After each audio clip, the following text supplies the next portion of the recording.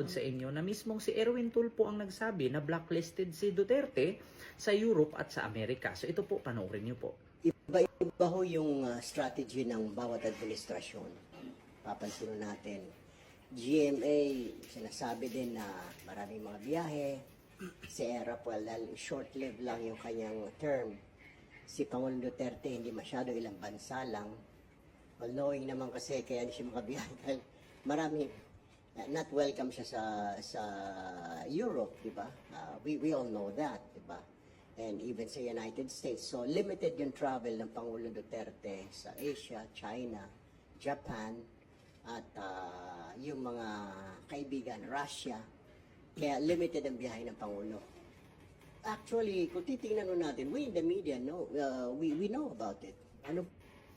So ayun po, klarong-klaro po mga kababayan, no, mga kapamilya.